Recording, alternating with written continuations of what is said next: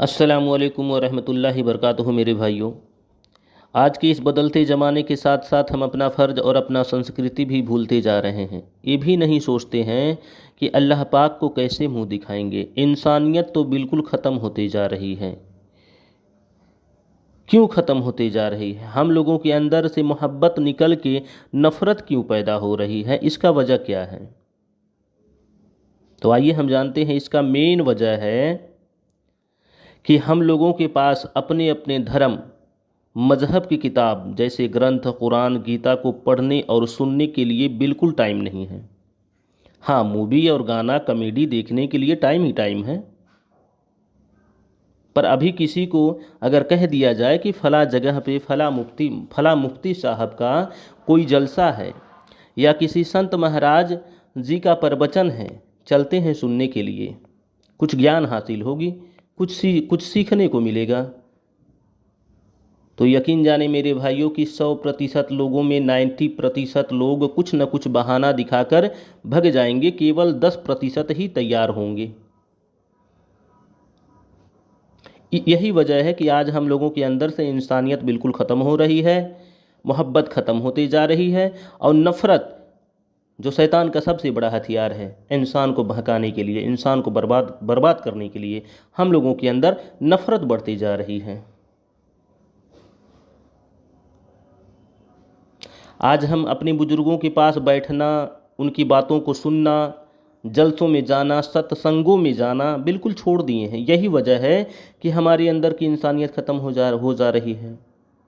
एक बेटा अगर अपने माँ बाप को न पहचाने, उनको धक्के मारकर घर से बाहर निकाल दे, अपने बीबी के कहने पर बूढ़े माँ बाप को वृद्धाश्रम में छोड़ दे, तो इससे बड़ा सबूत और क्या चाहिए इंसानियत ख़त्म होने की?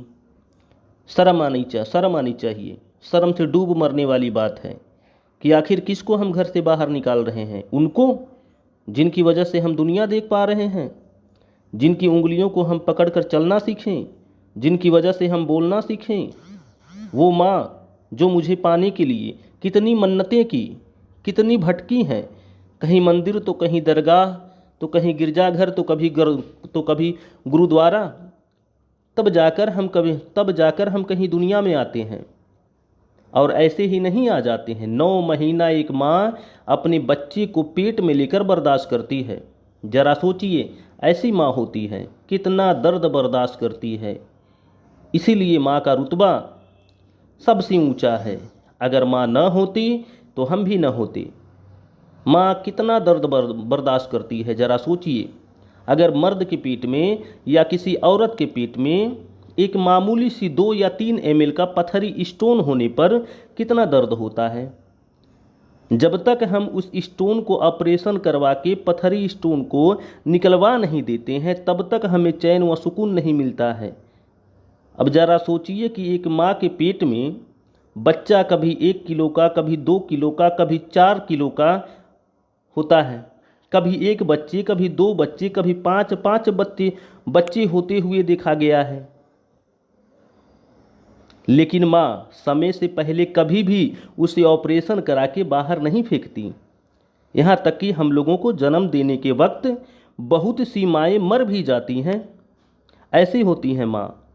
जन्म देने के वक्त क्या कहती हैं एक माँ डॉक्टर से कि डॉक्टर साहब मुझे कुछ भी हो जाए पर मेरे बच्चे को कुछ ना हो पाए। ऐसी होती है माँ। इसीलिए माँ का सारे धर्मों में सबसे ऊंचा दर्जा दिया गया है। एक माँ जब बच्चों को जन्म देती है तो माँ का दर्द और बढ़ जाता है। उनकी दूसरी जन्म होती है, उनकी जिम्मेदारियाँ बढ़ जाती हैं, लेकिन अपने ज़बान पर कभी भी वो शिकवा गिला नहीं लाती। जिस तरह से एक आदमी एक छोटा सा पेड़ का पौधा लगाता है और दिन रात उसका ख्याल रखता है कि जब ये बड़ा होगा तो फलदार होगा, इसका फल हमें खाने को मिलेगा, सायादार होगा, इसके साए के नीचे हम बैठेंगे, आराम करेंगे।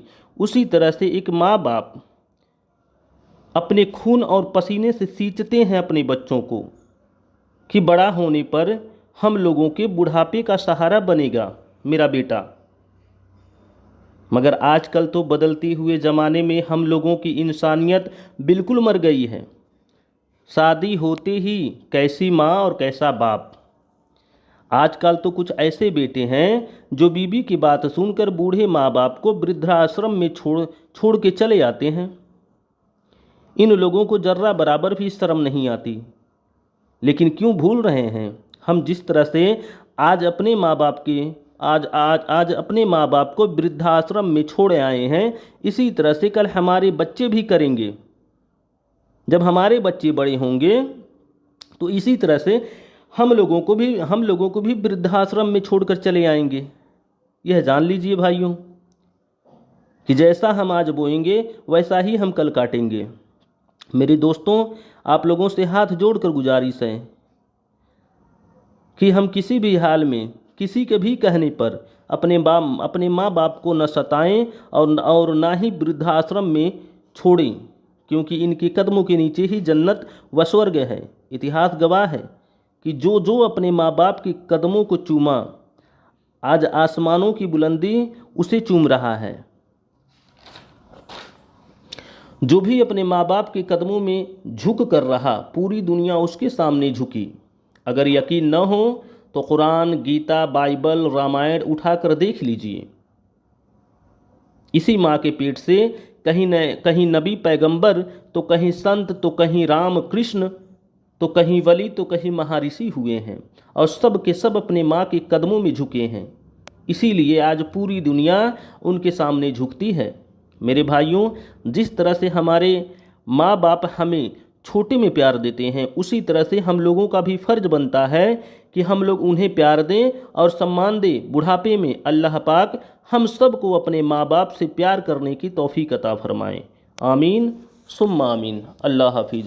मेरे भाइयों, अगर आप लोगों को ये वीडियो अच्छी लगी हो तो ज़्यादा से ज़्यादा शेयर और लाइक करें और कमेंट में जाकर ज़रूर बताएं, ताकि इसी तरह से हम आप लोगों की खिदमत में अच्छी से अच्छी वीडियो पेश करें। अल्लाह हाफिज़।